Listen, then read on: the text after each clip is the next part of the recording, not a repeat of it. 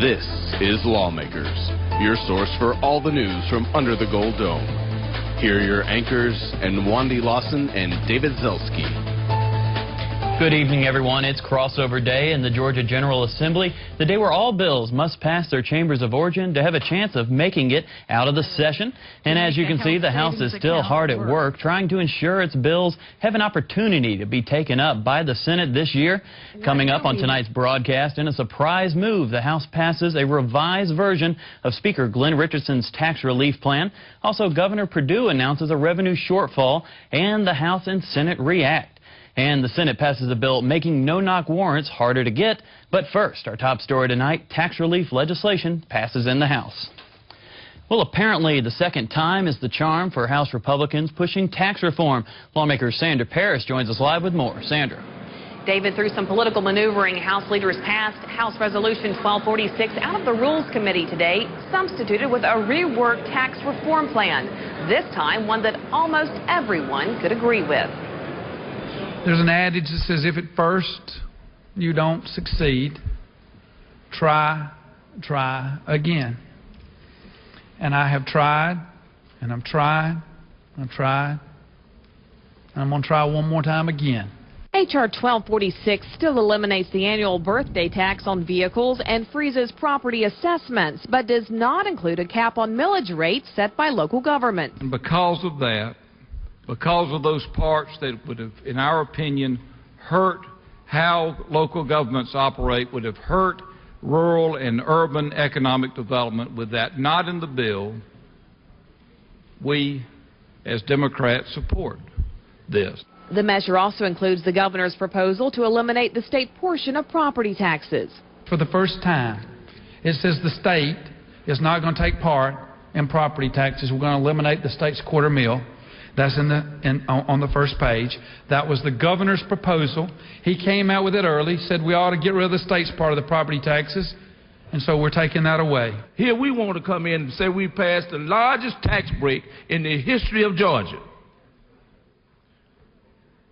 You might pass the tax break, but I guarantee you'll be back down here when the revenues go down, and it'll be a special session, and then I want to see what you're going to say when you had to cut school teachers' paycheck.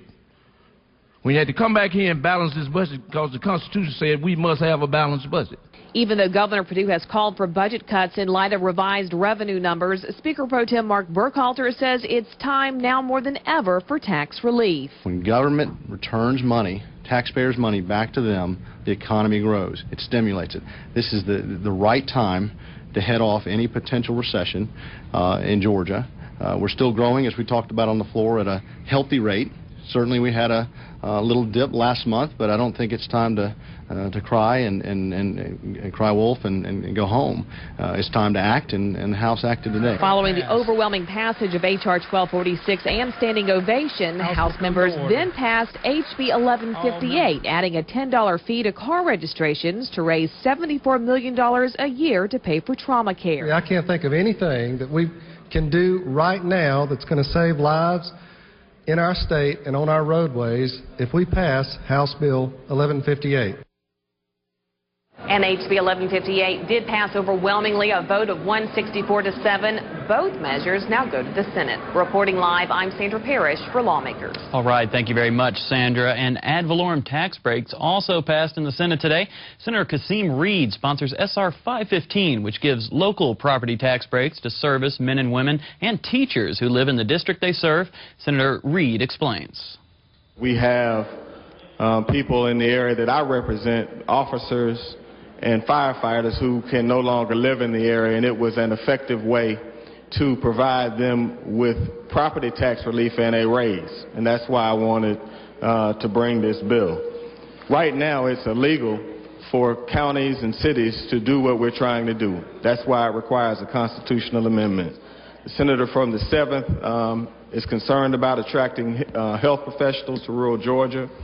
So you can move forward with that amendment. I have real concerns about that making it difficult to pass, but I'm not going to bog the Senate down in an argument over that attempt, and that I believe damages the bill.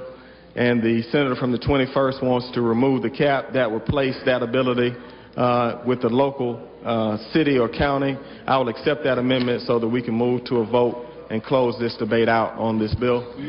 Now, Senate Resolution 515 passed 51-2 and now goes to the House. Governor Perdue also announced yesterday that Georgia's slowing economy is making it necessary to cut millions from the state budget. And Lawmakers Bridget Snapp joins us with more. Bridget. David, instead of dipping into the state's $1.5 billion reserve fund to make up for the projected shortfall, Governor Perdue wants to cut $65 million from this year's budget and $245 million from next year's. The governor has recommended the reductions for this year's budget come from funding for school technology and buses, while next year's cuts would include decreasing the proposed raise for state employees from 2.5% to 2%, among others. President Pro Tem Eric Johnson elaborated at a press conference this morning. The governor's made recommendations. I mean, he controls the revenue. He can reduce the revenue estimates. There's not anything we can do about it. And while we may not fully agree with what he did in the 08 budget with so little bit of money and we have a full reserve account, he probably is doing the right thing, certainly in the 09 budget. Because, I mean, there is a feeling that we could be spiraling down and this could get worse and not better. So you've got to find the money from somewhere, and there's not. And he's cutting bonds. He's cutting some of his own money, and salary, of course, is one of the bigger issues. Unless we want to start cutting into education and hear the screaming from the austerity cuts starting all over again. So the salary was certainly one of them. There are a lot of Georgians out there that aren't getting any raises and are certainly having their income cut. So at least state employees and school teachers, 2% is pretty good. And 2%, of course, in the teachers, you know, is oftentimes about 3 times that when you look at step increases. The governor discussed his proposed decreases in education spending for FY08. The cuts to education, there were 2 primary recommendations in the supplemental budget that we had extra money that I put into education. These cuts are only cuts from the increases that I'd recommended. We've had to, if we had the money, that's where it was going to go. We don't have the money, and the technology and school buses, which I funded. But that was additional money. These were not cuts to education. They're cuts from original budget. The General Assembly announced earlier today that it will be taking this Thursday through next Tuesday off to deliberate on changes to the FY08 amended budget. The Senate's need for more time with the FY09 budget will mean a longer recess towards the end of this month. That will push back the end of the session by at least a week. All right, thanks for joining us, Bridget. Well, divestment legislation dealing with Iranian oil and gas companies passed the Senate today. Senator Don Balfour sponsors SB 451, which keeps retirement funds from investing in Iranian companies that generate more than $20 million. Soldiers at Fort Stewart, soldiers at Fort Benning, they're putting their lives on the line every day. And there's one country that we know, as a matter of fact, is doing everything they can to kill those soldiers. And I would request and hope and plead with you that you would vote to have our investments in the state of Georgia not be invested in countries, in companies that invest more than $20 million in oil and gas in Iran. We've seen in our in this century, in the last 5-6 years, saber rattling going on, building up to war. This nation has turned decisively away from that war in Iraq, in the 70th percentile of thinking it was poorly executed, and that the justification for it was flawed and in some cases actually dishonest, in the opinion of some. And so to go down this road and endorse this bill and endorse this measure, I think contributes to a saber-rattling mentality and climate in the country that serves us poorly. And despite opposition in the well from Senators Nan Orrock and Bill Heath, SB 451 passed 45-6 and now goes to the House. One of Governor Perdue's education initiatives dealing with schools that lose their accreditation also passed the Senate today. This targets the Clayton County school system and deals with board member removal. Senator Ronnie Chance explains. This legislation was prompted by the unfortunate events surrounding Clayton County, but it's not specific to Clayton County alone. And what the bill requires is that all school systems in Georgia obtain and keep accreditation of their system as a whole, and or all the schools in the system. Currently, we don't require that, but schools choose to do in order for their students to receive hope and the choices of colleges and universities that they can go to when they get the Hope Scholarship. One of the things I want to point out is that during the past 20 years, only 2 school districts have lost accreditation in the entire country. And what this bill does is it allows voters to replace local school boards should the system lose accreditation. After the passage of SB 535, Senate Majority Leader Tommy Williams took the well to explain SB 480. This legislation allows Hope Scholarship funding to students attending non-accredited colleges like Morris Brown. The faith-based community funded that college, and when they got in trouble, it was the AME Church that has been basically, along with their alumni, keeping them afloat for a number of years. And so the state is stepping in to try to help with it's going to amount to about $2 million a year of Hope funding to help put Morris Brown College back on their feet and allow them the financial stability to reapply for their accreditation. One other provision in the bill will help the kids at Clayton High School to be able to receive Hope scholarships for the next 2 years. SB 480 passed 53-0 and now moves to the House. The House today voted to provide more options for students who don't want to go to college. Bill sponsor Fran Millar pointed to the partnership between Lockheed and Tech High School as a reason to adopt House Bill 905. We've got to train our school counselors, our graduation coaches on options for kids. You know, for too long, all we've taught in our university systems to our educators is how to get a kid to college. If these counselors and coaches aren't familiar with the opportunities out there, how are they going to explain these to the kids? As I said, the example from Tech High with Lockheed, I wonder how many of those kids could have spelled aeronautical 4 years before. While there was not much opposition to the bill, Democratic leader DuBose Porter said it does not improve education funding. You know, in one time we talk about flexibility without funding, and here we want to create a system and we're dreaming and hoping for funding. If the grant program's here, yes, you can target some things, but we've got to quit being about fads in education. We need to start with a program that targets reading and math in those early grades, and we're making a little bit better difference because of classroom size and other things, but follows it all the way through. This helps in some areas, in some programs, for that to happen. And if this is the only way we can get it, in those limited areas, we ought to do it. But we can't cut $1.5 billion and get to where we ought to be. This will help some, and that's why we all ought to support this. But there's a lot more to get where we ought to be. House Bill 905 passed 167-2 and now moves to the Senate. The House agreed to offer tax credits to those who donate to scholarships to send public school students to private schools. Some wondered whether this was a backdoor voucher measure. This is a tax credit, and this does not take any dollars directly out of education. This is directly empowering parents to make educational choices for their children. But you're taking money from public education and putting it in private? That is not correct. This is a tax credit that individuals, families, and corporations would get anyway by any other tax credit. What we're doing is allowing them to, instead of giving it over to general appropriations, they're investing it back into education. Will you further yield? Certainly. So that money could end up going to private schools, correct? That is correct. Y'all, this bill is that dangerous. It creates a way to use public money to create scholarships for private schools, so there is a saving because you don't have to educate that child in public school. Y'all, that is the most convoluted way to address education I've ever heard. And please join me in voting no on this proposal. And House Bill 1133 did pass by a vote of 92-73. An effort to have the measure reconsidered failed. A bill targeting hit-and-run drivers passed the Senate unanimously today. Senate Bill 259 corrects what the bill's sponsor, Senator Johnny Grant, calls a loophole in the law. Under the bill, the same punishment would be enforced for a hit-and-run perpetrator who flees a scene whether or not the victim dies instantly or subsequently.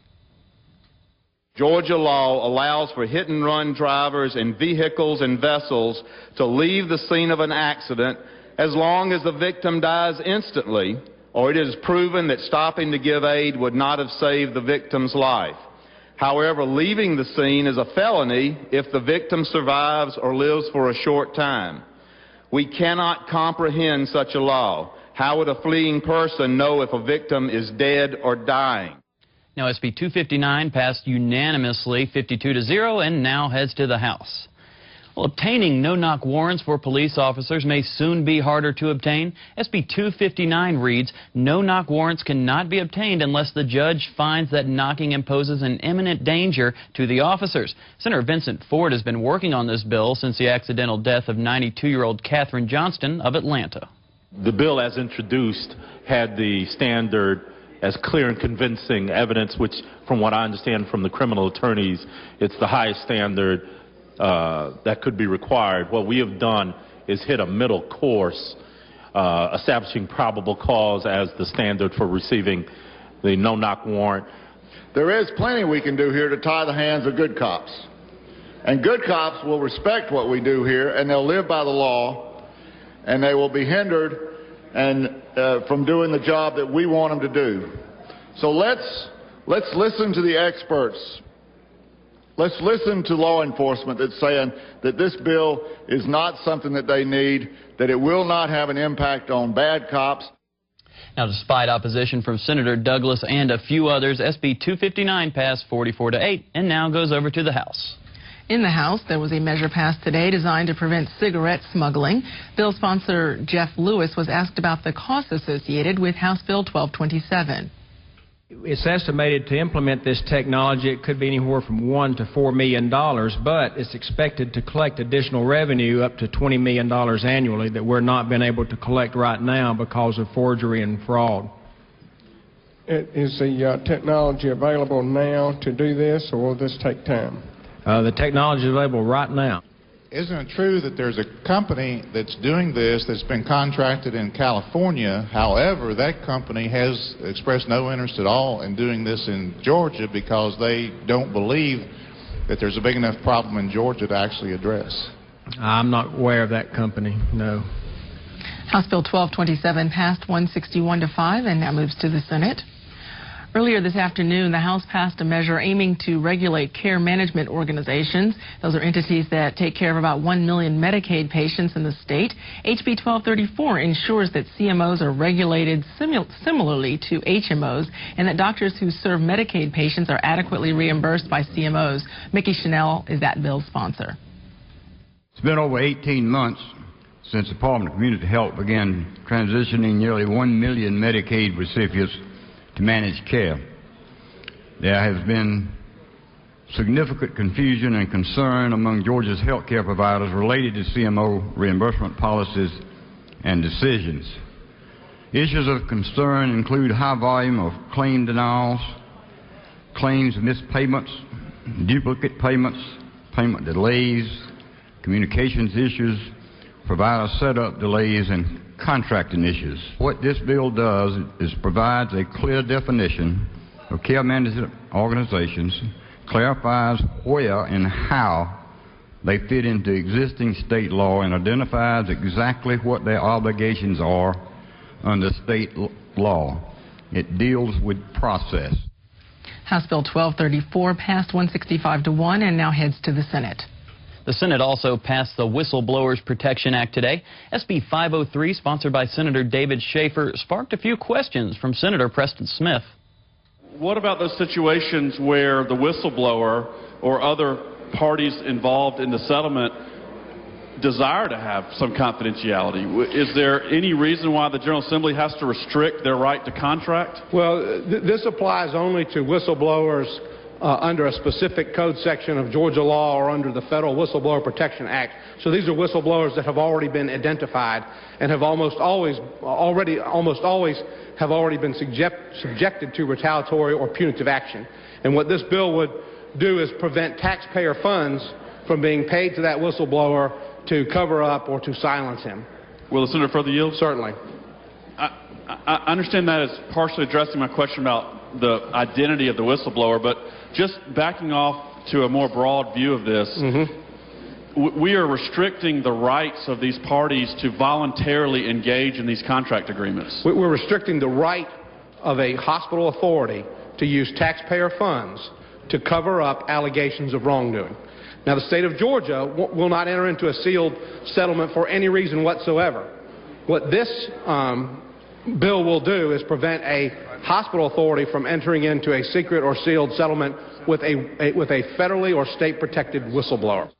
Again, the Whistleblower Protection Act, SB 503, passed 53-0 and now goes over to the House.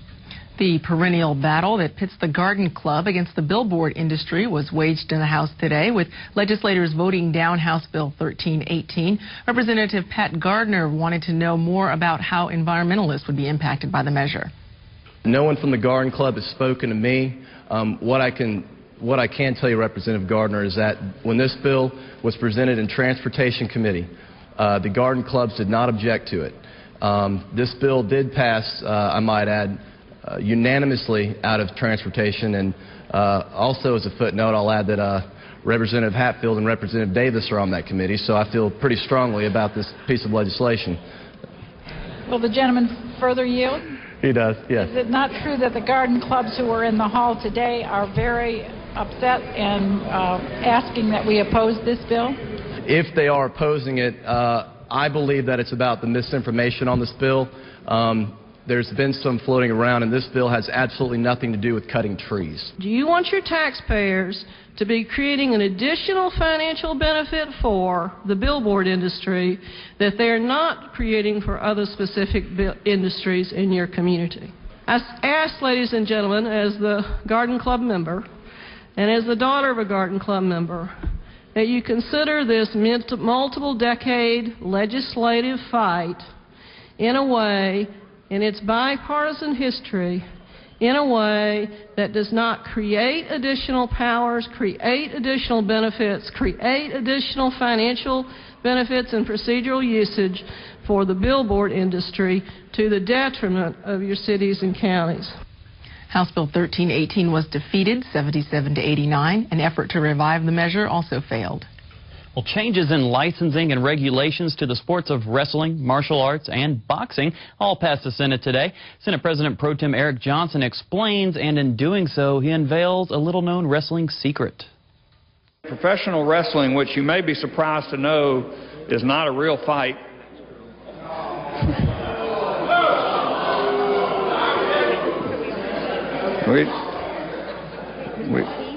We didn't land on the moon either. So we've always regulated professional wrestling except for WWE, which had a specific carve-out. Under this bill, we've created a separate section for professional wrestling. The definition is kind of interesting if you want to read it in the bill.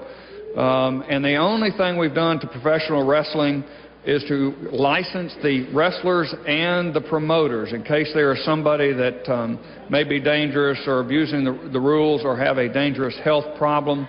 One of the things we did find out through all of this is that while they may not be fighting, it can be dangerous just like a stunt can be, and people can get hurt. We're doing blood testing, but the Boxing Commission will not be able to regulate any aspect of the show. There is also a tax cut in here. We've removed the 5% fee on TV broadcasts. Senator, you made a comment that wrestling was not a sport, but yet there was a shockwave that went through the chamber. Could you please assure us with Easter coming that there is an Easter bunny? Now, the children are watching this show. All I have told people is that wrestling is as real as the Rules Committee. Well, SB 413 wrestled its way to a passing vote of 49-6 and now goes to the House for round 2. Representative Fran Miller today responds to an Atlanta Journal-Constitution article claiming that he has missed several key votes this year. One of the things, unfortunately, about sound bites, and I don't want to trivialize this because I think voting is very important, but a lot of times we've got to balance our lives, and I've tried to vote where I think it's significant or somebody needed a vote, like a 2/3 vote for something, and I've been working on some particular measures, And I can promise you, if we pass the bridge bill today and if we pass the city of Dunwoody, I probably won't miss another vote. But I will say this to you. I think you have to get behind some of these stories. I think we had one person's picture in the paper when she was out of here for 3 days and forgot to lock her machine because her kids were sick. And that's not right. So I think people need to, and that's Representative Benefield, I do think we have to get behind some of these stories. I don't want to trivialize it. If we're here and we're on the floor, we ought to be voting, obviously. That's the rules. But sometimes we got to balance some things, and I'm on my 10th version of the bridge bill, and I spent a lot of time in legislative council this particular session. So it's not an excuse, but I do think you have to look just behind the story. Thank you, Mr. Speaker. The Georgia Rides to the Capitol event today raised support for improved riding conditions. Lawmakers Caroline Niaga wheels in the details. Georgia riders showed up at the Capitol. No, not these riders. They're escorting cyclists under the Gold Dome. Metro Atlanta Mayors Association, Georgia Bikes and event sponsors hosted over 1,500 riders. We're committed through events like we have here today to improve our transportation infrastructure and our modes of transportation. There's about 1,000 people a year in Georgia that get injured on the roadway while riding a bicycle. And it's our goal and role to try to make sure that we don't have anybody get hurt or die on a roadway while riding a bicycle. During this, the third annual Georgia Rides to the Capitol event, riders want to raise awareness for road safety. Reporting for Lawmakers, I'm Caroline Niaga. Nearly 200 members of the National Guard gathered in the North Wing today to celebrate National Guard Day at the Capitol. Andy Dixon has more. In the Senate, Senator John Douglas introduced representatives of the Georgia National Guard. It's National Guard Day in the Capitol. Before I introduce our distinguished guests, I'd like to introduce the distinguished guests that we have in the gallery. Will you all stand up from the Air and Army National Guard and be recognized? Governor Sonny Perdue spoke at the occasion. Later, Perdue presented the National Guard Family Support Foundation with a check on behalf of Georgians in the amount of $114,000. When we think of what these men and women, citizen soldiers, are doing for our state and our nation, we can't honor them too much. Most of these are servicemen and women who have served as combat veterans in Kuwait, Afghanistan, and Iraq. The occasion also marks the National Guard Association's 60th anniversary. Reporting for Lawmakers, I'm Andy Dixon. Coming up tomorrow on Lawmakers, legislation dealing with red light cameras and dogfighting are both expected to be heard in the Senate. Driver's license legislation that opponents say targets illegal immigrants is expected in a House committee. We'll have those stories and all the latest Capitol news tomorrow night at 7 on Lawmakers. And if you have missed any part of this Lawmakers broadcast, tune in tomorrow when Lawmakers repeats at 5:30 a.m. You can also keep up with all the action under the Gold Dome daily on your local GPB radio station during Morning Edition, All Things Considered, and evenings at 6 p.m. on Georgia Gazette. Now, stay tuned for Alone in the Wilderness coming up next here on GPB. And that's our broadcast for this very busy crossover day edition of Lawmakers, the 30th legislative day of 2008. I'm Wandy Lawson. And I'm David Zelski. We now leave you with some live footage from the House. Have a great evening. Good night. Through their business and through personal contributions, can provide their own health care. 30 years from now, is it better to have 90% of Georgians dependent on the government for health care or dependent on themselves for health care? I think most of us would recognize. This has been a production of Georgia Public Broadcasting.